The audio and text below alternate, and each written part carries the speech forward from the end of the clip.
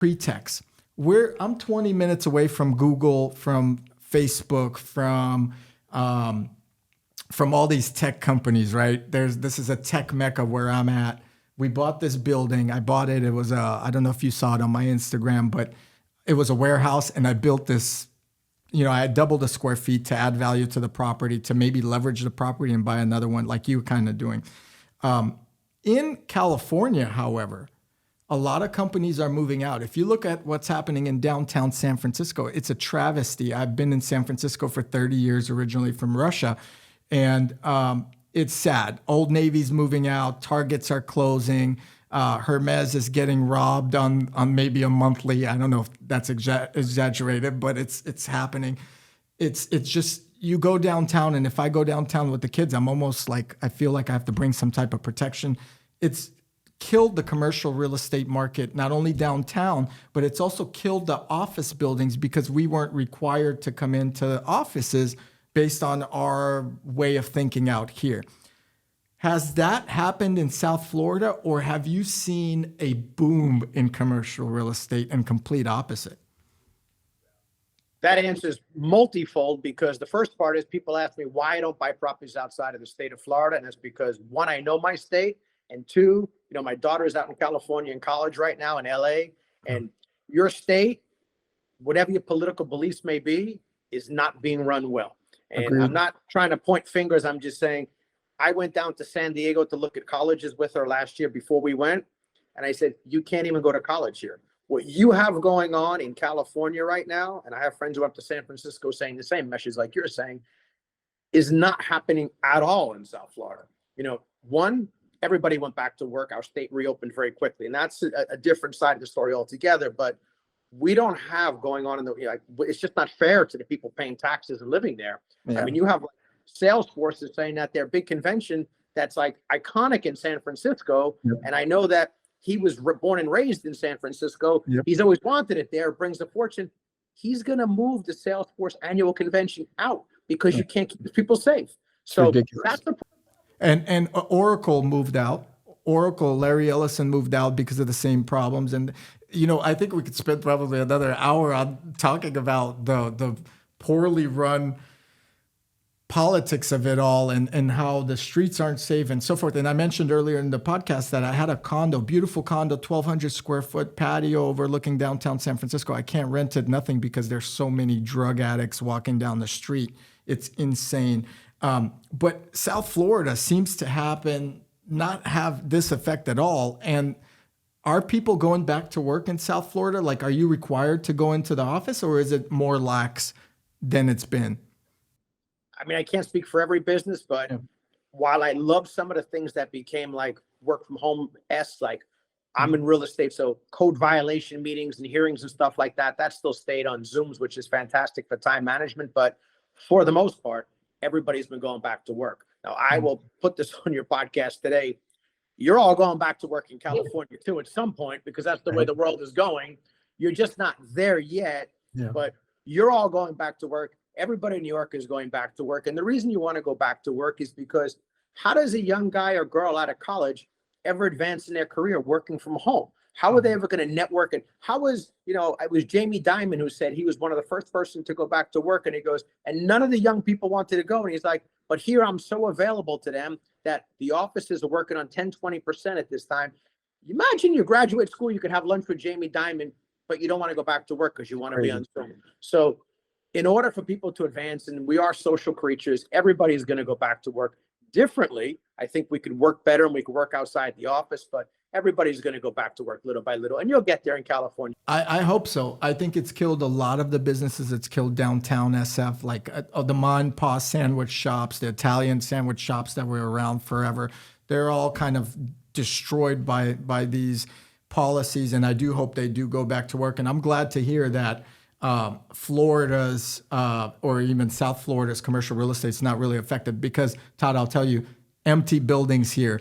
Facebook is dropping space, Google is dropping space, and it's kind of scary because I've met some people at like car events that have all these commercial buildings, and now they can't rent them out. It's insane. So that's great that South Florida is not having that problem, and I think that's because of the policies that were set before, and we're just seeing the effects of what we've done in the wrong way now. All right. So top tips for success in real estate. You kind of started, I would say, on pretty much from 25 on your own, maybe even younger. What are some, like if someone's out there trying to be inspired by Todd, and I am as well, what are some of the tips you're going to give somebody that is trying to build a portfolio or start in real estate? I've mentored so many hundreds of people, and every single week I have people come to my office and I meet with them one-on-one. And of course, I don't charge them anything. I want to help people. The number one thing I tell people is don't be afraid to give it a shot. And, I was with someone yesterday. He's actually a local firefighter. And he told me the amount of money he had. It was a nice amount of money. And he was 27 years old.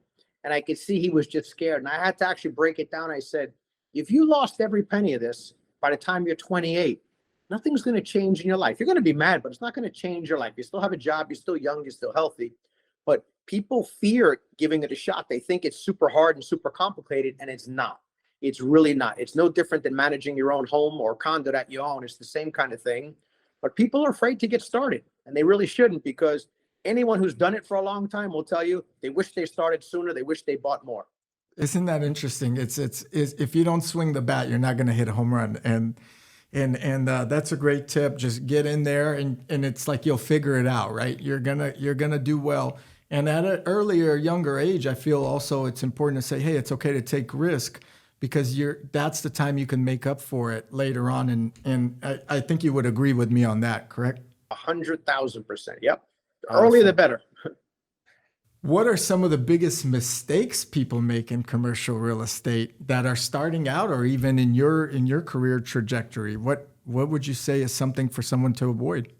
I can list a million mistakes that people make when they go into real estate. Of course, the first mistake would be is not getting started, obviously.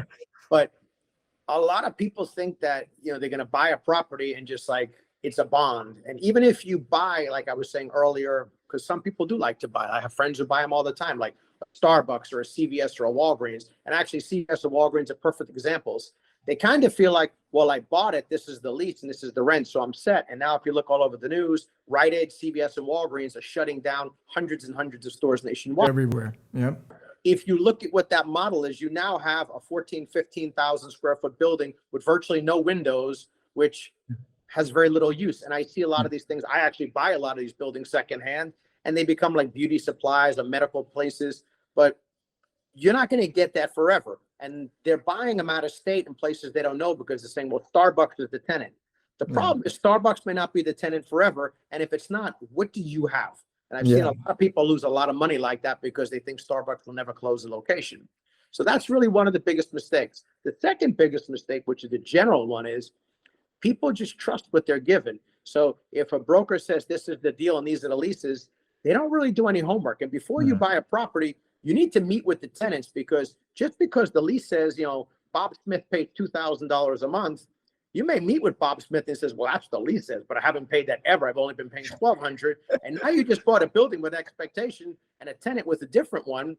And the truth is you're going to lose that battle, because he's not going to pay the $2,000. If that's not the market rent, you have a problem. So make sure you take your time and do your own due diligence on it. Wow, that's a great tip. I've never actually heard anybody give that tip in terms of really meet the tenant and make sure they're in good standing, because the last thing you want to do is get into a property and know that this guy's telling you to screw yourself. He's not paying rent, right? That's crazy. And you're relying on that for your mortgage or for your loan on the property. One thing I noticed on your Instagram channel, and I love the name again, Life According to Todd. That's such a cool name. You mentioned you're always staying hungry. There was a video you posted that said, hey, I bought my first property 25 years ago. I'm still buying properties. I'm still doing the same thing.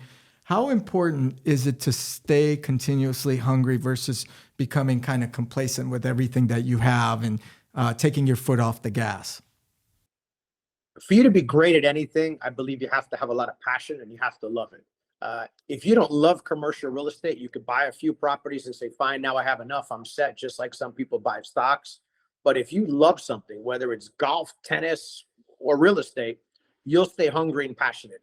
And one of the greatest things that's happened to me by giving back so much, because I always believe if you give, things are going to happen, is it's totally put a whole new battery in my pack. Because I have guys, I had a guy 17 years old. I talked to a lot of teenagers, but 17 years old, got on a plane, flew down to meet me for the day because he Wow. wants to learn real estate. And I'm like, and he's like, my dream is to own real estate. And I'm like, I am so lucky and so blessed. I got to work harder so I could be a better role model for these guys. But That that's is like the great. greatest part of it, is that you get that feeling back. So you will always stay hungry if you love what you do. So it sounds to me that as a person or personally, you get energized by helping people or by giving them advice of things that you've learned. Is that accurate to say? It's 100% accurate, because I've been doing this a long time. And like I said, I don't have lots and lots of toys personally. I have a lot of stuff. So I shouldn't say that. What I say, people will call me out on that. But material objects don't inspire me at all. That's not what I'm doing it for. I'm not buying more property so I could buy another house in Aspen. I love what I do. But Mhm. what I found is, as I started working, I started just bringing some interns that were high school interns into my office years back. And from that, that's how it grew. From then I started doing podcasts, and then I wrote my book, as I said, we'll talk about. Yeah, we will. Then I even started with the Instagram to help more and more people. But there's nothing more rewarding. I have a young guy that came to me as an intern when he was in high school, and he said he definitely didn't want to go to college. And I said, go take some classes, figure it out. He turned 18. He graduated high school in June. He immediately took his real estate test. He got licensed. This was a kid. And I'll tell you, this guy, he would come in every day to my office to see me. He'd come in like sweatpants and a hoodie and slides. And I said, this is not going to work. This guy comes in. He's a top leasing agent now in 3 months. He started with leasing. He's only leasing apartments because that's an easier path. He's not in commercial. I said, you cannot work for me. Go figure it out. He got a job. He's doing leasing. He's making really good money for his age, for an 18-year-old. He still has a second job at night promoting nightclubs. But this guy's in my office every day. He comes in a suit and button-down shirt, dressed like I do. And he was so excited. He goes, I just bought my fourth